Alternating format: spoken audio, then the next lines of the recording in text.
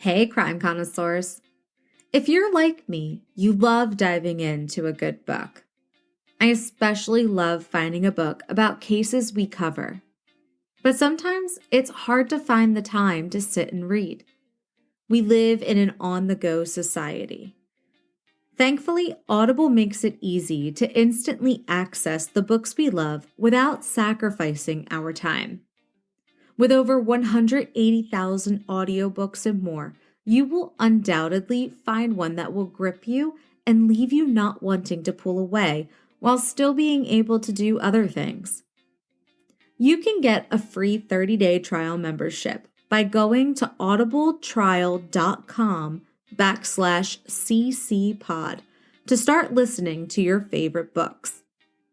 That's audibletrial.com/ccpod for your free 30-day trial membership.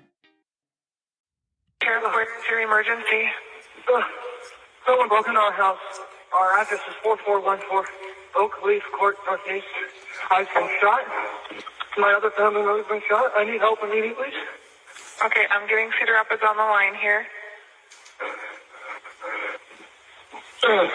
I've been shot in the foot. Okay, sir, stay on the line. Be answering.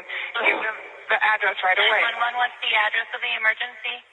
4414 Oakleaf Court Northeast. Okay, what's going on?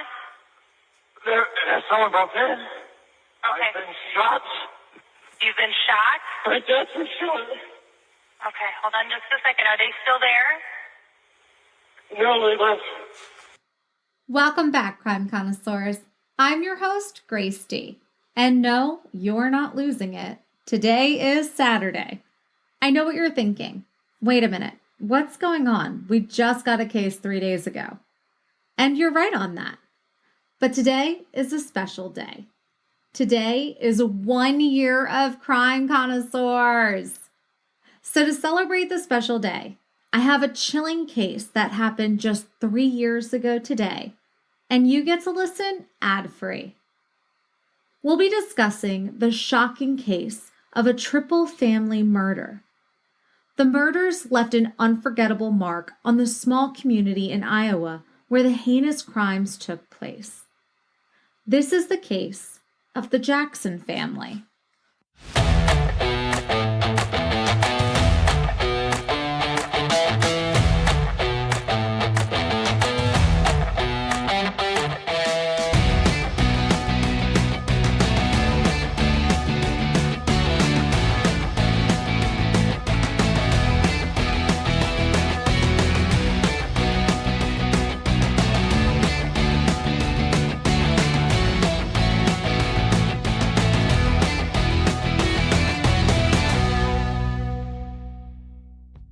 To grasp the full scope of the tragedy, it is imperative to first understand the background of the Jackson family.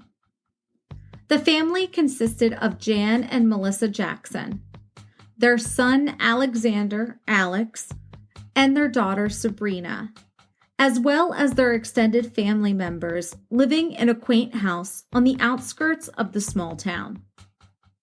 Known for their tight-knit nature, the Jacksons were active members of the community, involved in local events, and widely regarded as a loving family. On a seemingly ordinary day in the quiet town of Cedar Rapids, Iowa, first responders would respond to a scene that was anything but ordinary.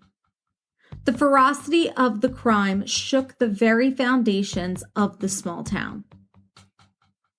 As details of the investigation began to emerge, authorities were faced with a complex web of evidence that pointed to a potential suspect. The killer's motive remained unclear, leaving many to speculate on the possible reasons behind such a heinous act. The community came together to mourn the loss of the Jackson family, holding candlelight vigils and fundraisers to support the remaining family members. The tragedy sparked a conversation about the importance of mental health awareness and the need for tighter security measures in residential areas. As the investigation into the Jackson family murders continued, questions lingered about the perpetrator's identity and the possibility of justice being served. The case remains a chilling reminder of the dark side of human nature and the devastating impact it can have on innocent lives. On June 15, 2021, Alexander Jackson called 911, saying that he and another member of his family had been shot and he needed help to the family's Oakleaf Court Northeast home. You heard a brief clip of that 911 call in the beginning of this episode. He told the dispatcher on the call that an intruder had broken into their home and that he was shot in the foot. The dispatcher asked him several times who all was in the house with him and if they were okay. Jackson seemed to have a difficult time answering the questions, but it was assumed that he was in shock between the break-in and being shot. The call lasted 15 minutes. When police arrived at the home at 8:31 a.m., they found Jackson on the floor with a gunshot wound to his foot. Someone had shot his father, Jan Jackson, 5 times. Officers, while evaluating the shocking scene, asked Jackson if anyone else was home. He said yes, his sister, Sabrina, was in her room. They asked if she was okay, and he responded, quote, "I think so," end quote. When 3 officers entered the back basement door, they saw Jan Jackson on the floor near a sofa with blood on his mouth and body. They realized that he was dead. Police asked Jackson about the intruder and what had happened. He began telling the officers a similar version of events that he told the dispatcher, except the story had inconsistencies from the start. The dispatcher asked him more than once to describe the intruder who had shot him. Jackson could only describe the suspect as a black male wearing black clothing and green shoes. Jackson claimed he was sleeping on the family's porch when he heard gunshots and saw the intruder. The intruder allegedly shot Jackson in the foot. Police searched the home to clear the scene, not knowing where the supposed intruder went. They didn't find any forced entry or signs of a struggle, and things seemed to be in place. While searching the home, the officers not only found Jan deceased, but also his wife Melissa and their daughter Sabrina, all in separate bedrooms with gunshot injuries. They were all dead, leaving Alex Jackson as the sole survivor of his family. The family was shot with a .22 caliber semi-automatic rifle found in the house. Police found numerous shell casings in the house from the unique Browning rifle that can fire 11 bullets without having to reload. Jackson told the police that he and his dad were cleaning it the night before. As investigators dug deeper into the case, they uncovered a web of secrets and hidden resentments within the Jackson family. Jackson became the prime suspect, and the evidence against him was mounting. But what could have driven a seemingly ordinary young man to commit such a heinous crime? Surveillance footage from both neighbors' homes and the Jackson residence showed no one entering or leaving the murder scene. Investigators Matt Denlinger and Sarah Lucina grilled Jackson for hours at the hospital when he was being treated for the gunshot injury to his foot. They also spoke with him in a short interview later that night at the police department. Lucina and Denlinger told Jackson numerous times they didn't believe his version of events that a masked male intruder with dark clothes and green shoes came into the Jackson home at 4414 Oakleaf Court Northeast during the early morning hours, shot his dad, mom, and sister, and then shot him in the foot during a struggle over the .22 caliber semi-automatic rifle that belonged to the Jacksons. During the recorded interview, Lucina said, quote, "There's no proof of anyone coming and going from your house," end quote. She told Jackson if there was no connection between the family and the alleged intruder and he was just coming in to murder people because nothing was stolen, then he would have to get lucky to find a house with a gun he could use to commit the crime. She said, quote, "You can't sit there and look me in the eye and tell me that's what happened," end quote. However, Jackson did just that throughout the interviews. He also didn't exactly answer their questions for a decent amount of the interview. Both investigators were empathetic about the frustrations of bad grades, father's expectations, and other family issues. They asked if he might be having anxiety, mental health, or sexual orientation issues, or bad thoughts. Denlinger told Jackson they were just trying to figure out what happened and wanted to give him an opportunity to talk because there was no evidence of forced entry into the house and no evidence of an unknown intruder. Lucina said they wanted to understand because something bad happened and they weren't there to judge him.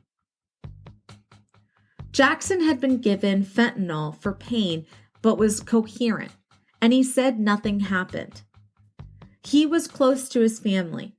They had dinner that night and watched a movie. He and his dad had cleaned the rifle that night because the last time they used it, the gun jammed. Jackson said he was sleeping on the screened-in porch and woke up to the sound of about 10 gunshots. He ran downstairs and saw the intruder and then his dad on the floor. He started wrestling the man for the gun, and he was shot in the foot. He described the intruder as a black male wearing all black and green shoes. At one point, Jackson said he didn't know if he shot himself during the struggle, meaning he may have been the one who pulled the trigger, or if the intruder did it. Jackson said he thought the intruder ran out and he crawled to his basement bedroom to get his phone to call 911 and found a belt to use as a tourniquet to stop the bleeding. He said he saw his sister in the bed. The door to her bedroom that was next to his was open, but he didn't know if she was hurt.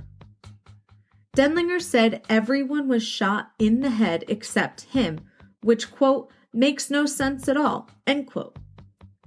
Jackson said, quote, "I didn't do it, okay?" end quote. Lucina said it looked like Jackson had killed his entire family in cold blood without an explanation. Jackson said he wanted the guy found. Lucina told Jackson, quote, "We found him," end quote. He responded, quote, "You did? It wasn't me," end quote.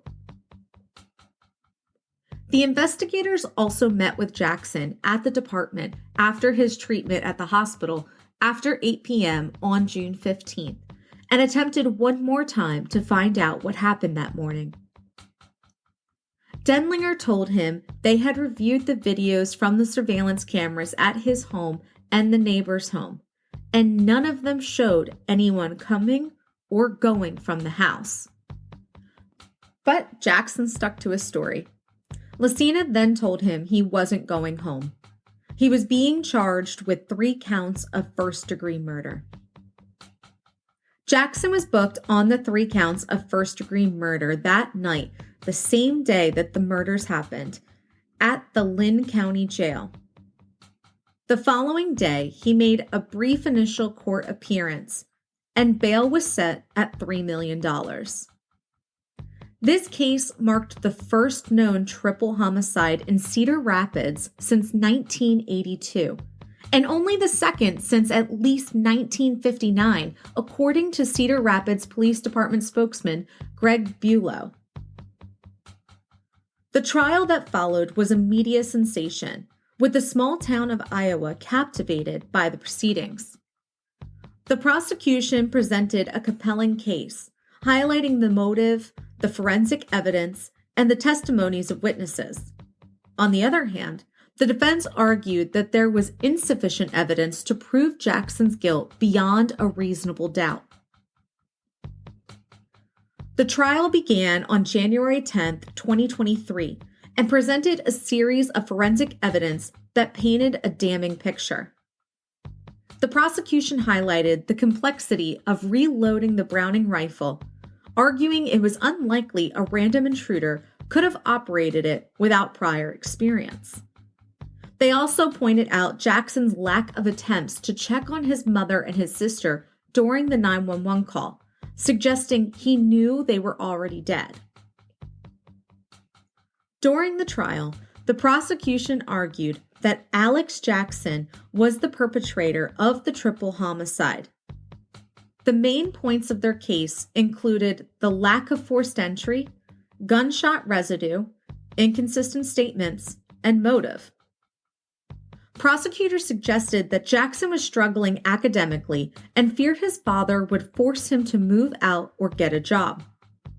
At the time of the murders, Jackson reportedly only had about $30 to his name, adding to his potential desperation. Despite his achievements like becoming an Eagle Scout and a seemingly normal upbringing, the prosecution suggested that Jackson's fear of independence and academic failures could have driven him to commit the unthinkable. When police arrived on the scene, there was no signs of forced entry or any indication that the home had been burglarized, suggesting to them that the perpetrator was someone within the household.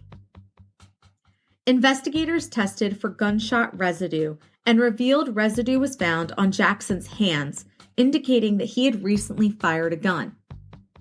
Jackson's account of the events changed multiple times during police interviews. Furthermore, forensic analysis revealed 2 palm prints on the murder weapon belonging to Jackson, as well as an unidentifiable partial. Blood splatter analysis indicated Jackson had shot himself near his bed, not in the downstairs living room as he claimed. Associate State Medical Examiner Dr. Kelly Cruz performed the autopsies on Jan, Melissa, and Sabrina Jackson. Dr. Cruz said Jan Jackson had 5 gunshot wounds to his chest area, neck, and the back of his head. The gunshots injured his brain and other vital organs, and each individual shot could have been fatal. The cause of death was multiple gunshot wounds. Jan also had a blunt force injury and a laceration to his face and inside his lower lip, which could have been from falling to the floor after being shot. Melissa Jackson died from 2 gunshot injuries to her head. She had one next to her left eye and another to the right temple area. The gunshot to her eye was fired at close range, which left soot to indicate that the gun was fired inches from her head. Both gunshots to her head entered her dura and brain. Either injury could have been fatal. Sabrina also died from multiple gunshot injuries. She had one to the left side of her torso, which exited through her arm, and another shot to her left eye. The torso shot entered her abdominal cavity, injuring her liver, and exited her front stomach area. The gunshot to her eye injured her brain. Dr. Cruz said that there was no soot or stippling in the wounds, so the gun wasn't fired at close range. Each of her injuries could have been fatal, but the one to her eye would have been more rapidly fatal.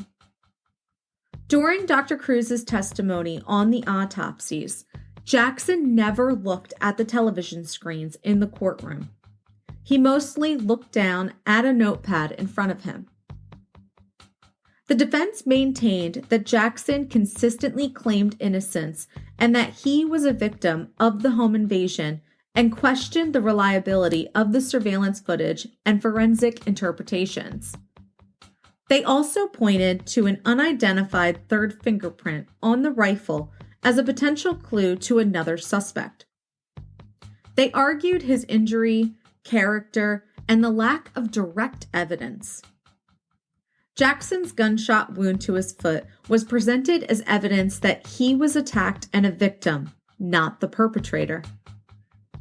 The defense also painted a picture of Jackson as a nonviolent, academically inclined young man with no history of violent behavior. They emphasized the absence of direct evidence, such as eyewitness testimonies or definitive proof linking Jackson to the murders beyond reasonable doubt. The recording of Jackson's 911 call was a pivotal piece of evidence used by both sides to support their narratives. The prosecution suggested it was a calculated act, while the defense portrayed it as a genuine call for help. We started off with part of the call, but remember, it was 15 minutes long. Take a listen to some more of the call. Hello? Alex, yep, I said I'm coming. I'm just talking on the radio too, okay? Okay. Do you remember what color shirt or what color hair this guy had? Anything about him? Black? You think it was a black male or a black shirt? Both? Okay. Ooh.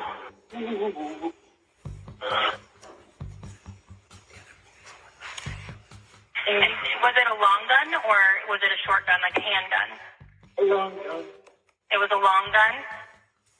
Like a rifle style? Yes. Okay.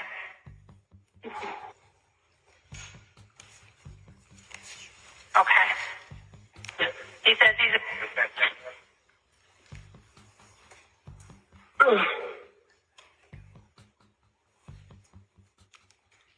Okay, I've got him coming right there on Oakleaf Court, so they're almost there. Okay, where are you in the house, Alex? Downstairs. You're in the lower level? Okay. My room. In your room? Okay. Oh. Are you able to meet them at the back door? Are you able to walk? If not, just stay in your room. I'm in my room.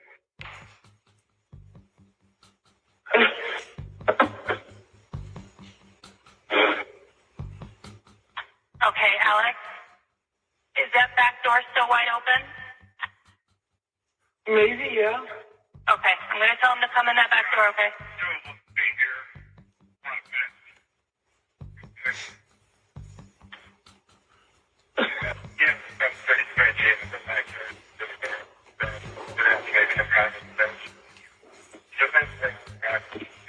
Okay, hold on just a second.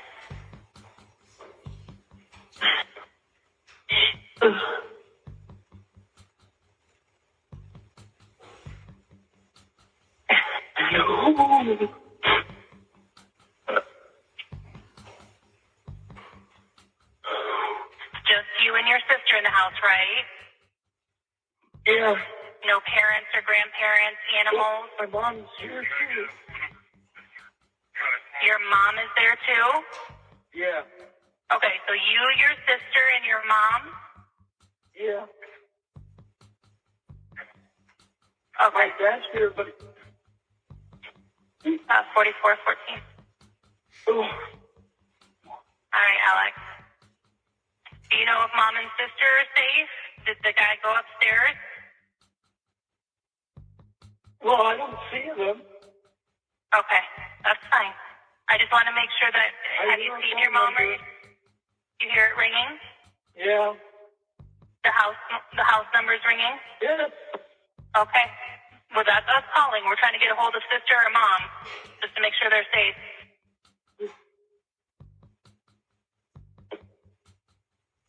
I've got officers all around the house. I just want to make sure that I keep you on the line, okay? Nobody's answering that house phone. Are you sure anybody's home? They should be. Okay.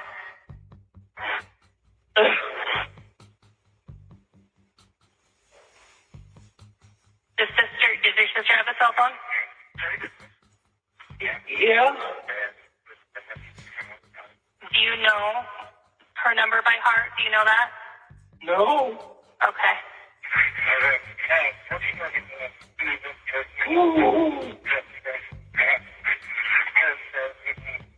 You're doing good, Alex. Alex, do you have any weapons downstairs? Any guns, knives, anything like that? No, but there's a gun on the floor. There is. That's not yours? It's ours, but we got shot by it. So he took your gun and shot you? Yes. Okay. Hold on just a second. Let me make sure. I tell my officers this. Hold on. The call continued to goes on like that in a similar manner, from Alex not directly answering the dispatcher's questions and her having to ask the same questions over and over to get a full picture for the officers coming in.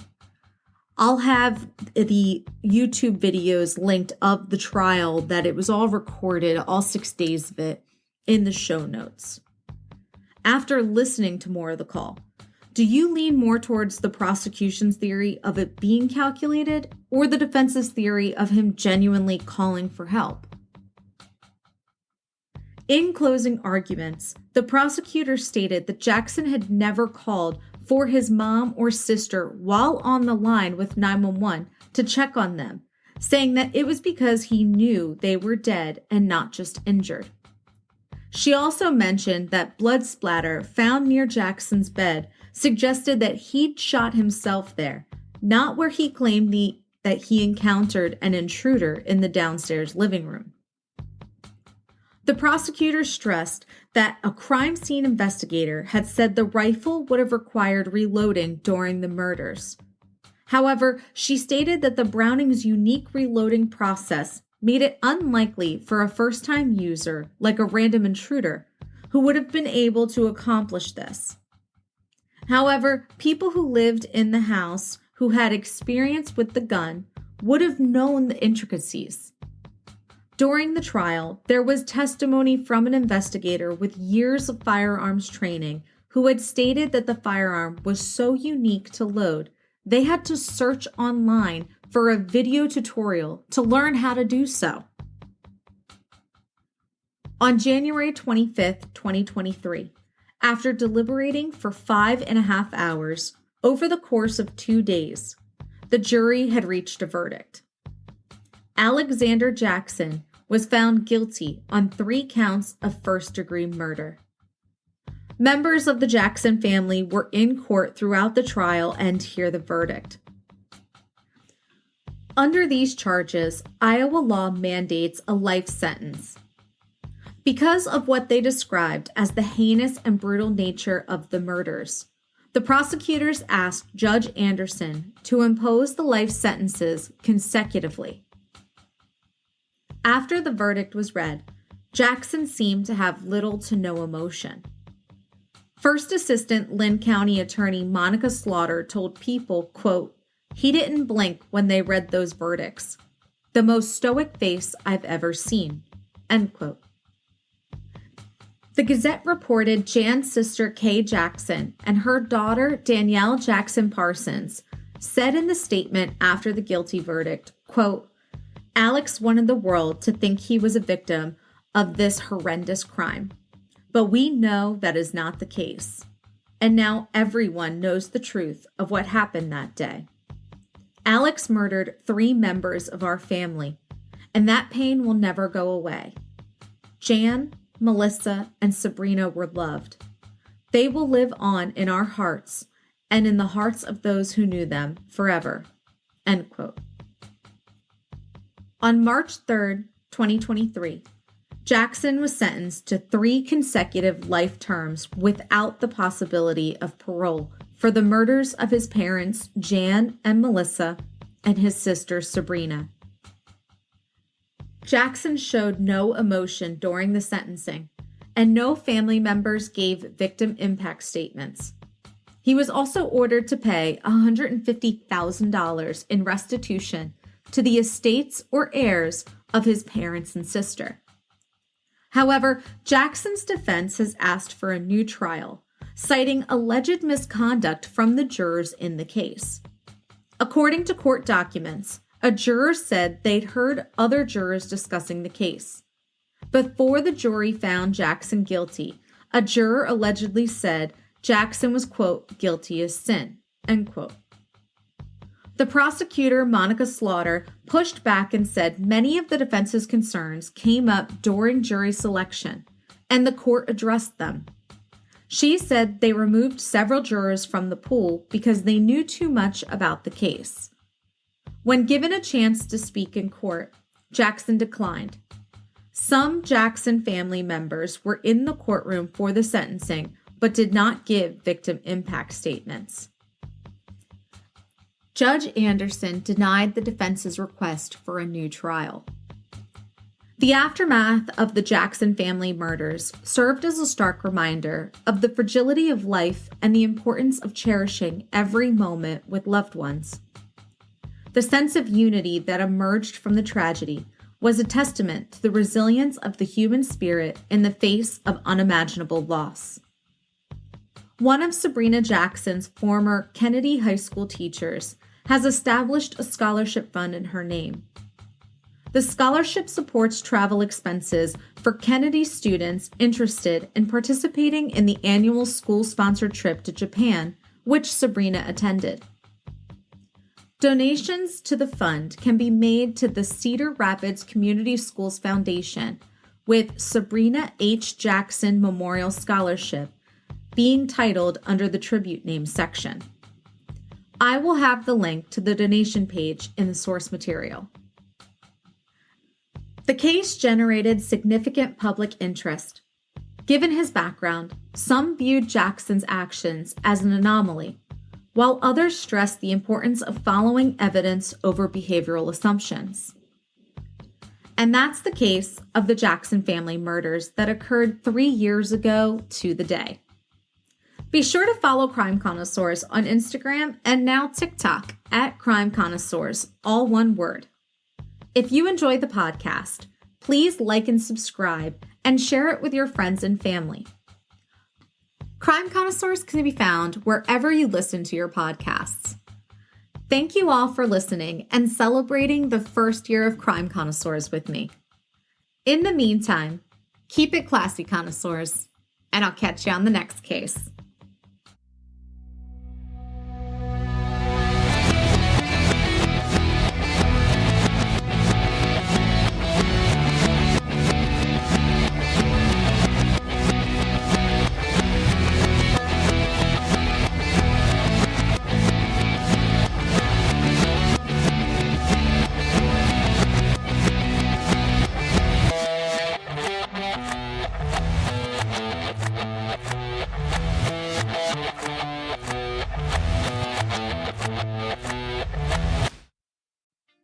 Are you tired of settling for subpar cat food?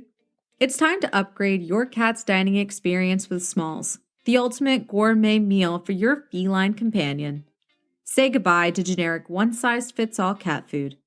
With Smalls, you can rest assured that your furry friend is getting the nutrition they deserve.